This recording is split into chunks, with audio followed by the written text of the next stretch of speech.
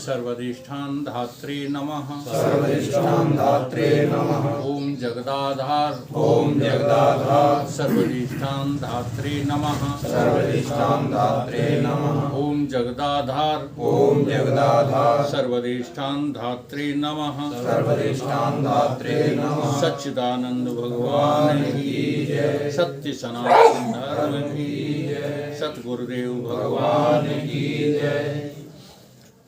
योग वशिष्ठ का मुमुक्षु प्रकरण चल रहा है। 10वां सर्ग समाप्त हो चुका था।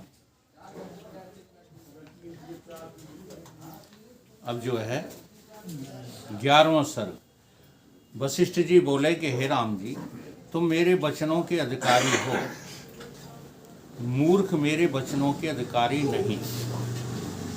क्योंकि जप तप वैराग्य विचार संतोष आदि जिज्ञासु के शुभ गुण जो शास्त्रों और संत जनों ने कहे हैं, उनसे तुम संपन्न हो, और जितने गुरु के गुण शास्त्र में वर्णन किए हैं सो सब मुझ में है। गुरु कैसा होना चाहिए? जो ब्रह्मनिष्ठ हो, ब्रह्म श्रोत्रिय हो। तो गुरु के लक्षण तो कह रहे हैं वशिष्ठ जी मुझ में, और इसीलिए जो है गोस्वामी जी ने कह दिया। क्या कहा गोस्वामी जी ने? श्रोता भक्ता ज्ञान निधि तथा राम की गुण किम समझे ये जीव जड़ कलिमल ग्रसित विमूढ़। अगर ये लक्षण नहीं है शिष्य में तो गुरु कितना भी पारंगत बना रहे, 40 वर्ष की तो चली क्या है, 80 वर्ष तक पढ़ाता रहे गुरु, कुछ काम बनने वाला नहीं। ये लक्षण होना चाहिए शिष्य में। मल और विक्षेप की निवृत्ति के पश्चात जिज्ञासा होना चाहिए। अगर मल विक्षेप सहित जिज्ञासा है तो कहीं ना कहीं ये स्वार्थमयी जिज्ञासा है। मल विक्षेप जाके नहीं, किंतु एक अज्ञान भय चौ साधन सहित नर। अब ये 4 साधन यदि नहीं है तो आप जिज्ञासु नहीं हो।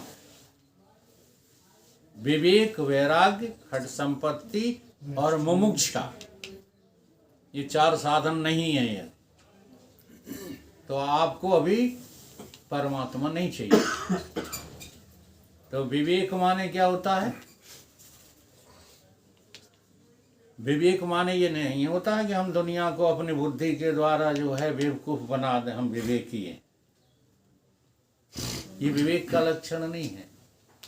विवेक का लक्षण है एक वस्तु तुम्हारे पास नित्य है और एक वस्तु अनित्य है। तुम किस वस्तु को चाह रहे हो, अनित्य को या नित्य को? विचार सागर कहता है इसी बात को। अविनाशी आत्मचल जगताते प्रतिकूल, ऐसा बोध ऐसा जानना विवेक है, सब साधन कर मूल। विवेक नहीं होगा तो वैराग नहीं हो सकता। आप वैराग पाने की चेष्टा में कितना भी सिर पटक लो, अगर आपके पास विवेक नहीं है तो वैराग को जो है आप एक भार रूप ढोते रहेंगे। हमें तो बड़ा आश्चर्य होता है। अभी अभी हमारे जो है वहाँ पर आश्रम पर एक सज्जन, उनके झोला में कम से कम जो है 50-100 किताबें भरी थी, और वो अपने सिर पर लाद के आए थे। लक्षण तो वैराग का ही है, क्योंकि वैरागी आदमी ही 24 घंटे स्वाध्याय करना चाहता है। लेकिन विवेकपूर्ण वैराग्य नहीं है। अगर विवेकपूर्ण वैराग्य होता तो किताबें लादने की जरूरत थोड़ी पड़ती है। हमारे गुरुदेव कहा करते थे कि किताब में जो लिखा है वो आपकी लाल किताब में लिखा है कि नहीं। लाल किताब का मतलब लाल किताब, हाँ, वाणी पर। तो इनको लादने की क्या जरूरत है? जो तुम पुस्तकें लादे घूम रहे हो, इन पुस्तकों को तुमने समझा ही नहीं, इसलिए तो लादे घूम रहे हो। और पुस्तकें लाद कर चलने वालों में एक अहंकार होता है कि यदि इनने कुछ कहा तो मैं प्रमाण दिखा दूंगा, इसके लिए लाद कर चलते हैं। अपने पे भरोसा नहीं है उनको। जिनको अपनों पे भरोसा होता है वो शास्त्र की बातों को समझ करके लाल किताब में लिख लेते हैं।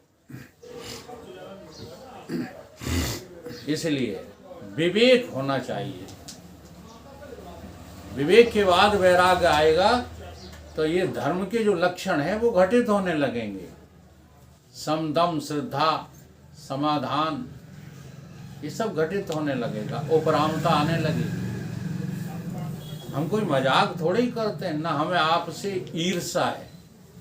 मैं सच कहता हूँ, जब तक मुझे संसार में अरुचि नहीं हुई, काम करने में, धंधा करने में, नौकरी करने में अरुचि जब तक नहीं हुई, तब तक कुछ भी हमको हासिल नहीं हो पाया। लगे उसी में थे, आप लोग भी तो उसी में लगे हो।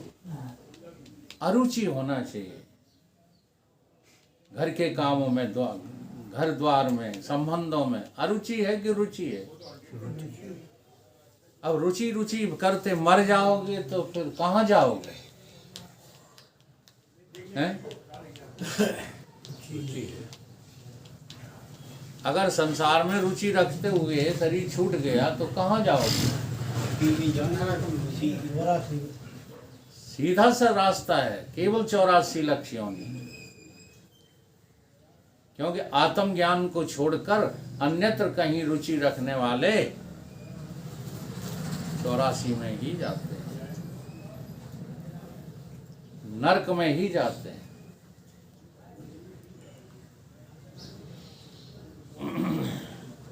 वो जो आप सहारा लेते हैं ना उस बात का कि भगवान कृष्ण ने कहा श्रीमान पुरुषों के यहाँ जन्म होगा, तो उनका होगा जो 24 घंटे इसमें रुचि लेते हैं और बोध नहीं हो पाया। मैं क्या कह रहा हूं समझ रहे हो? 24 घंटे रुचि किसमें? आत्मविज्ञान में, आत्मा की चर्चा में, आत्मक्रीड़ा में, आत्ममैथुन में 24 घंटे रुचि। भोजन मिल जाए तो ठीक है, खा लेंगे, अच्छा मिल जाए, खराब मिल जाए, जैसा, क्योंकि वो प्राणों की तृप्ति के लिए आवश्यक है। कपड़े जैसे मिल जाए पहन लेंगे, अगर सत्संग मिलता हो तो मच्छरों से कट लेंगे। मच्छरों के मारे नहीं, बहुत लोग जो हमारे साथ रुकते हैं कि मच्छर जो है काटेंगे। अब बोलो इतनी आस्था तक नहीं है तो आगे कैसे काम चलेगा? तो विवेकपूर्ण वैराग्य, और विवेकपूर्ण वैराग्य से ही संसार से अरुचि होने लगती है। संसार में रुचि है तो अभी आपको अध्यात्म में रुचि नहीं है, मजबूरी है। बहुत से काम मजबूरी से भी किए जाते हैं। हाँ, नहीं करना चाहते हो तब भी करने लगते हो, मेरी मजबूरी है। तो कह रहे हैं भगवान से वशिष्ठ जी कि ये सब गुण तुम में हैं।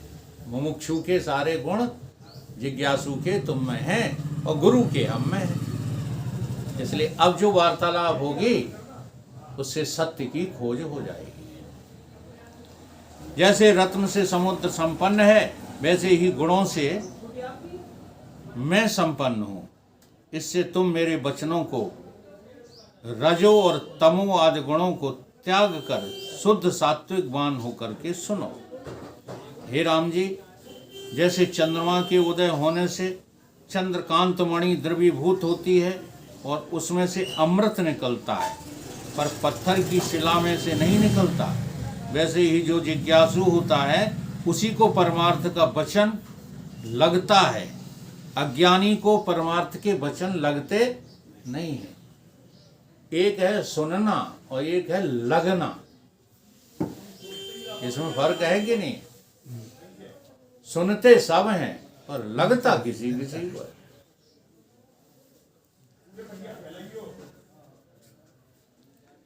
जैसे निर्मल चंद्रमुखी कमलिनी हो पर चंद्रमा ना हो तो वह प्रफुल्लित नहीं होती, वैसे ही जो शिष्य शुद्ध पात्र हो और उपदेश करने वाला ज्ञानवान ना हो तो उसकी आत्मा का साक्षात्कार नहीं होता। इस पर हम एक उदाहरण दिया करते हैं कि एक होता है हाई टेंशन लाइन का खुला हुआ तार, 14,000 वोल्टेज का होता है, कितने का? 11,000। हाँ, अब उसको कोई व्यक्ति हाथ में रबड़ के दस्ताने, पैरों में रबड़ के जूते और शरीर में पूरी रबड़ चढ़ा करके पकड़ ले तो उसे करंट लगेगा? नहीं लगेगा। अब ये जो रबड़ चढ़ाए हुए था ये शिष्य है और वो हाई टेंशन क्या है? गुरु। तो अब ये सारी रबड़ उतार दे, नग्न हो जाए बिल्कुल, ठीक है, और उस पे रबड़ चढ़ी हो, किस पे? तार पे।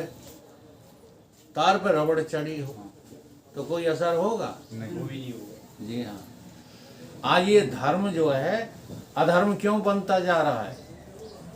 इस भीड़ में बहुत ऐसे लोग हैं जो भगवान को पाने के लिए प्यासे हैं, लेकिन पहुंच कहाँ जाते हैं? रबड़ चढ़े हुए वाले गुरु के पास पहुंच जाते हैं, क्योंकि बिना रबड़ का गुरु मिलता ही नहीं है आज की युग में। सच्चे संत हैं ही नहीं। तुम दगाबाजों को जो है सच्चे संत मान लेते हो, जो कैसे होते हैं? दगाबाज होते हैं, उनने सजा वजा करके अपने को रखा है। वही कल का प्रकरण है और कुछ बात थोड़ी है। एक जो है शब्द पूछा गया, संस्कार किसको कहते हैं? तो संस्कार की जो है परिभाषा न करते हुए हम वेदांत की बड़ी बड़ी उच्च कोटि की लक्ष्यदार भाषा बोलने लगे और भी तमाम बातें जो है समझाने लगे, राग द्वेष समझाने लगे, अभिनिवेश समझाने लगे, परंतु संस्कार की परिभाषा और संस्कार के विषय में कोई चर्चा नहीं की और कम से कम 1-1.5 घंटा व्यतीत कर दिया। तो मुझे टोकना पड़ा। अब वो टोकना मुझे बड़ा भारी पड़ा, नाराज होकर भाग गए। मेरे से नहीं कहा कुछ, लेकिन फोन आ रहे हैं। किन किन पर आ रहे हैं? बुरी नहीं लग जाए, जो जवाब देने में सक्षम नहीं है उन पर फोन आ रहे हैं। ऐसे किसी व्यक्ति को फोन करने की हिम्मत नहीं हुई। जिसको फोन करते तो उनको जो है और जो है अच्छी अच्छी बातें सुनने को मिल जाती हैं। ये ढीलापन अब छोड़ो, आप लोग स्ट्रिक्ट बनो। अब सामने तो हमारे जो है कल्याण सिंह स्ट्रिक्ट हो गए थे, अब फोन आया तब स्ट्रिक्टनेस नहीं दिखा पाए। जब इतनी बुरी सामने तो उन्होंने कह दिया था कि देखो भाई साहब आपने क्या किया है। हमारी धर्मपत्नी से हमने गेहूं मांगे, उनने गेहूं में चना मिलाया था, बेजर मिला दी, दाल मिला दी, हैं, बाजरा मिला दिया, मिला मिलू के दे दिया। अब हम कहाँ ढूंढे गेहूं इनमें? सामने तो कह दिया था इन्होंने। फिर पता नहीं उसके दिमाग में क्या आया, इन्हीं को भी फोन फिर लगाया। अब हमने कहा जवाब आपको वो बात हम बात कर लेंगे। आपने सही जवाब दिया होगा। हम ये नहीं कह रहे हैं, हम ये कह रहे हैं आदमी कमजोरी ढूंढता है। मैं ये कह रहा हूँ, मैं ये थोड़ी कह रहा हूँ कि आप कमजोर हो। आप कमजोर नहीं बता रहा हूँ। आदमी को ये लगता है, जैसे तुम मीठे काऊ से बतराए ले तो उसे क्या लगता है? उसे ये लगता है कि जी हमारी आगोश में आ गए और किसी की बात सुनेंगे नहीं। वो बात मैंने कही है और कोई मैं नहीं कह रहा हूँ बात। मैं आपको निम्न स्तर नहीं दे रहा हूँ, इसलिए आप अपने अंदर कोई उत्तेजना मत लाइए। ये होती है पहचान, ढोंगियों की, अज्ञानियों की ये पहचान होती है। काहे हमने कभी गलत कही थी और तुमने सही क्या कहा था? शंका पहले से ही है, तो गलत तो कही है। आपने सही भी क्या बोला? जो विषय आपके सामने रखा गया उसको आपने उठाया ही नहीं। तो ऐसे ही संसार में प्रवचन करता घूम रहे हैं। अब किन्हीं की जो है चल गई है, चलती का नाम गाड़ी, और किन्हीं की नहीं चली। तो जो चल गई हैं तिनकी यहाँ भीड़ें लगी हुई हैं, और जिनकी नहीं चल पाई आज भी बेचारे जो है बजरंग शरण बने घूम रहे। चल नहीं पाई बजरंग शरण की, अगर कहीं चल जाती तो अब फीस होती उनकी करोड़ों में, लाखों में। समझ में आ रही बात? तो योग वशिष्ठ क्या कह रहा है? योग वशिष्ठ कह रहा है कि आप सारे कपड़े उतार करके गुरु के सामने आइए, क्योंकि गुरु के तो पहले ही कपड़े उतरे हुए हैं, उस पर भी रबड़ नहीं है, और पकड़ने वाले के भी हाथ में रबड़ नहीं है। अब बताओ, जब टच करेगा तो क्या होगा? हैं? खाली करंट लगेगा, एक ही रह जाएगा, कोई दूसरा रहेगा कोई नहीं। बेतबल्ला उड़ जाएगा, शिष्य के पते नहीं चलेंगे कहाँ चला करंट गया। रहेगा, फिर कहाँ रहेगा। इसलिए कहा गया है गुरु कर लें आप समान। एक बार भाई साहब आप बटन से कपड़े तो उतार दो। आपने जो कपड़े पहन रखे हैं उन्हें उतार दो, 1 सेकंड में ब्रह्मज्ञानी हो जाओगे। 1 सेकंड लगेगा। कपड़े पहने रहते हो और कहते हो वकील साहब ये सब बात हमें समझ में आ गई, कपड़े उतारे बिना।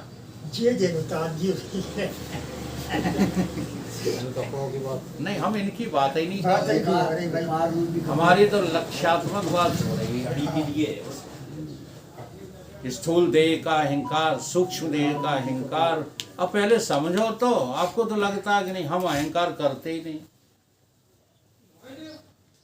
देह के अहंकार के बिना बाहर के सामानों का अहंकार हो ही नहीं सकता। बाहर की सारी चीजें तुम अपनी कहते हो, किस कारण से? क्योंकि तुम देह हो।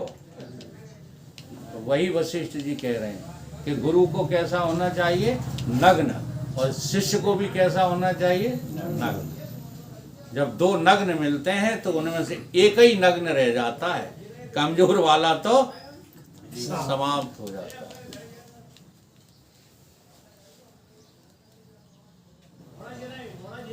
इसलिए तुम मोक्ष के पात्र हो और मैं भी परम गुरु हूँ। मेरे उपदेश से तुम्हारा ज्ञान नष्ट हो जाएगा। अब मैं मोक्ष का उपाय कहता हूँ, यदि तुम उसको भले प्रकार विचारोगे तो जैसे महाप्रलय के सूर्य से मंदराचल पर्वत जल जाता है, वैसे ही तुम्हारे मलिन मन की वृत्ति का अभाव हो जाएगा। हे राम जी, वैराग्य और अभ्यास के बल से इसको अपने में लीन कर शांत आत्मा हो जाओ। वैराग और अभ्यास। अभ्यास किसका? वैराग्य का, और किसी का नहीं कहा। वैराग्य अभ्यासे नत कौन थे। वो कहते अभ्यास की बात कही है, कहीं का अभ्यास की बात कही है? रोज कई आरती करोगे, इसकी अभ्यास की बात थोड़ी कह रहे हैं। वैराग का अभ्यास। अगर वैराग का अभ्यास हो गया ना आपको, तो बताओ आपको फिर जब कुछ नहीं चाहिए तो एक ब्रह्म ही तो चाहिए।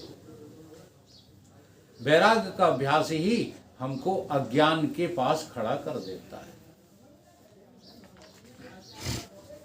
इससे मन को उपशम करके आत्मपद को प्राप्त हो जाओगे। हे राम जी, जिन्होंने सत्संग और सत्शास्त्रों द्वारा आत्मपद पाया है वो सुखी हुए हैं, फिर उनको दुख नहीं लगता कभी, क्योंकि दुख देह अभिमान से होता है।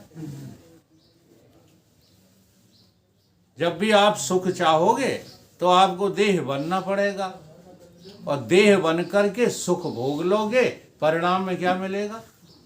दुख मिलेगा।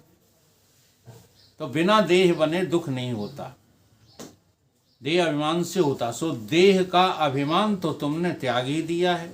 जिसने देह अभिमान त्याग दिया है और देह को आत्मा से फिर ग्रहण नहीं करता, वो सुखी हो जाता है। हे राम जी, जिसने आत्मिक बल द्वारा, आत्मा का बल है, हाँ, मोक्ष के 4 द्वारपाल बताए, वही आत्मा के बल है, आत्मपद प्राप्त किया है, वह अकृत्रिम आनंद से सदा पूर्ण है और सब जगत उसको आनंद रूप भासता है। अकृत्रिम आनंद कौन सा है? आत्मा का आनंद। इसलिए गुरु को उपलक्षित करते हुए एक सूत्र है गुरु गीता का, ब्रह्मानंदम परम सुखदम केवलम ज्ञान मूर्ति द्वंद्वातीतम गगन सदृशम तत्त्वमस्यादि लक्ष्यम एकम नित्यम विमलमचलम सर्वधि साक्षिभूतम भावातीतम त्रिगुण रहितम सद्गुरु तन नमामि। गुरु कैसे हैं? ब्रह्मानंदम, विषयानंदम नहीं है, आश्रमानंदम नहीं है, गुरु चेलानंदम नहीं है। जिस गुरु के ज्यादा चेला है वही आनंद में है, हैं? देखिए और ज्यादा लगी।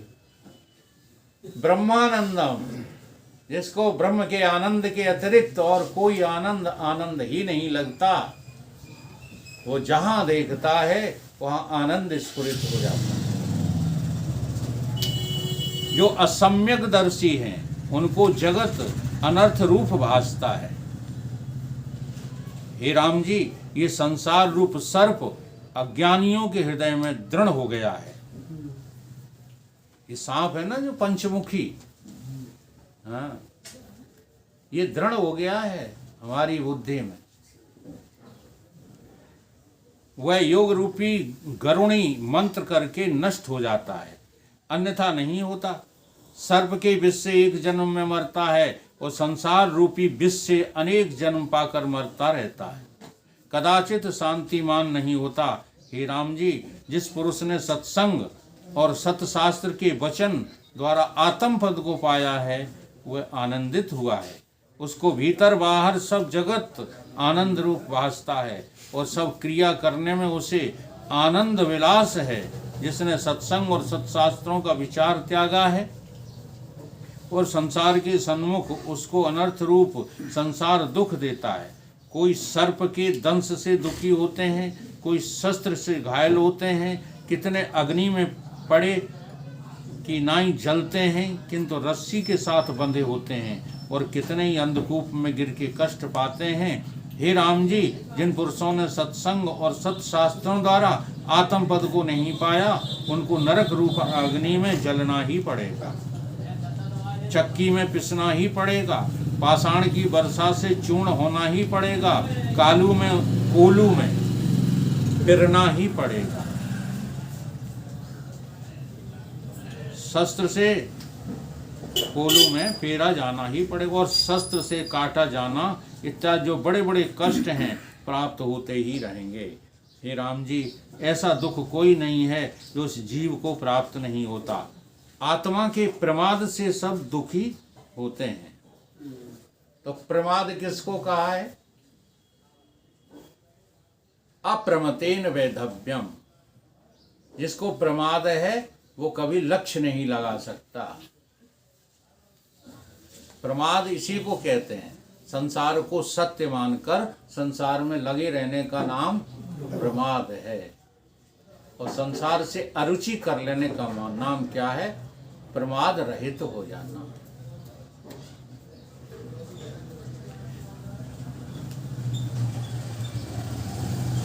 प्रमाद से सब दुखी है। जिन पदार्थों को ये रमणीय जानता है सो चक्र की नाई चंचल हैं, कभी स्थिर नहीं रहते। सतमार्ग को त्याग कर जो इनकी इच्छा करते हैं सो महादुख को प्राप्त होते हैं, और उनका दुख इसलिए नष्ट नहीं होता कि वो ज्ञान के निमित्त पुरुषार्थ नहीं करते। जो पुरुष संसार को निरस जानकर पुरुषार्थ की ओर दृढ़ हुआ है उसको आत्म पद की प्राप्ति होती है। अब हम लोग कहते हैं पुरुषार्थ तो हम सभी करते हैं, तो नहीं करते हो। क्यों? क्योंकि आप जो भी जो है पुरुषार्थ कर रहे हो, धर्म का, काम का, अर्थ का, ये किसको सत्य मान कर रहे हो? संसार को। संसार को सत्य मान करके काम करोगे तो कहाँ पिसोगे? पाप पुण्य की चक्की में पिसोगे। और संसार को झूठा सिद्ध करके कोई भी पुरुषार्थ में लग जाओ, काम के में, चाहे अर्थ के में, चाहे धर्म के, आपको चौथा पुरुषार्थ अपने आप मिल ही जाएगा। लक्ष्य तो बदलो। अज्ञानी को संसार दुख रूप है और ज्ञानी को सारा जगत आनंद स्वरूप है। उसको कोई भ्रम नहीं रहता। हे राम जी, ज्ञानवान में नाना प्रकार की चेष्टा भी दृष्टि आती है, तब भी वह सदा शांत ही रहता है। उसने ज्ञान रूपी कवच पहन रखा है। हे राम जी, ज्ञानवान को भी दुख होता है। बड़े बड़े ब्रह्म ऋषि, राज ऋषि बहुत ज्ञानवान हुए, वे भी दुख को प्राप्त होते रहे, परंतु वे दुख से आतुर नहीं होते, वे सदा आनंद स्वरूप होते हैं। जैसे ब्रह्मा, विष्णु, महेश आदि नाना प्रकार की चेष्टा करते जीवों को दृष्ट आते हैं, पर अंतर से वे सदा शांत रूप है। ब्रह्मा, विष्णु, महेश, ब्रह्मा ने क्या किया? सृष्टि की रचना की, है ना? अच्छा, आप सोचते तो होंगे कि जब ब्रह्मा की रची हुई सृष्टि में प्रलय होती है तो बेचारे रोते होंगे।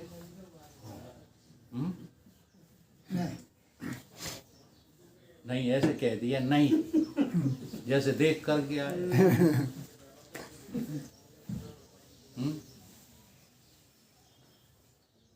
महाराज जी ने इस पर एक छंद लिखा था, अब वो पूरा उठेगा तो बता देंगे। जब से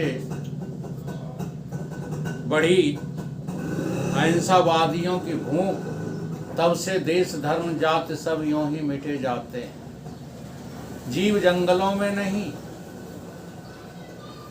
मीन न सरोवरों में, नीड़ बिटपों में नहीं व्यंग दृष्टि आते हैं। गाय भैंस गधा घोड़ा काटे गए, अंग भंग हुए, है ना? और बकरी चिल्लाती, हाय मेरे पुत्र कहाँ जाते? मुर्गी बांग देती, हाय अंडे कहाँ जाते? रोती है मुर्गी। ठीक, तो ये तुम्हें दुख लग रहा होगा कि बड़ा दुख है यहाँ संसार में जीवों को। तो महाराज जी ने इसके ही जो है विपरीत में लिखा कि इन्हें को जीव किसी को दुख नहीं है, दुख है तुम्हें। जी हाँ, जब से ईश्वर ने सृष्टि का निर्माण किया, बात समझना, जब से ईश्वर ने सृष्टि का निर्माण किया और तभी से सत्य चित आनंद स्वरूप यूं ही मिटे जाते हैं। कोई दुखी होता है? क्यों? क्योंकि तुम्हें ज्ञान ही नहीं। अगर ज्ञान हो तो दुख वाली बात है ही, है कि नहीं है? शिव कैलाश में नहीं, अब कहीं नजर नहीं आते। शिव कैलाश में नहीं और क्षीर सागरहु में नहीं विष्णु नजर आते। और ईश्वर की पत्नी माया रोती पुत्र पुत्रियों को, और ब्रह्मा चिल्लाता है मेरे नाती कहाँ जाते हैं। ब्रह्मा चिल्लाता है मेरे नाती कहाँ जाते। तुम्हें होश भी है कुछ? केवल वेदांत को जो है ऊपर ऊपर से सुन लिया है। ब्रह्मा को भी दुख है, विष्णु को भी दुख है और शंकर को भी दुख है। कब तक? जब तक ये ज्ञान को प्राप्त नहीं हो जाते, तब तक। इसलिए भोला बाबा ने एक जगह लिखा, इस ब्रह्म ज्ञान से संपन्न विधि हरिहर दैत्य लाखों मारते, और फिर भी रहें निष्पाप दे भक्त दर्शन उनको तारते। भोला बाबा कहते हैं इस ज्ञान से ज्यादा और कोई पुण्य नहीं है। इस ज्ञान का वर्णन हमारी वाणी कर नहीं सकती। इसलिए केवल ब्रह्म ज्ञानी हो जाओ, दुनिया चलने लगी। लोग वाग प्रश्न उठाते रहते, दुनिया कैसे चलेगी। बंद दे आधा घंटा हो चुका। हो गया था। बोलो गुरुदेव भगवान की जय। पूरा होगा ना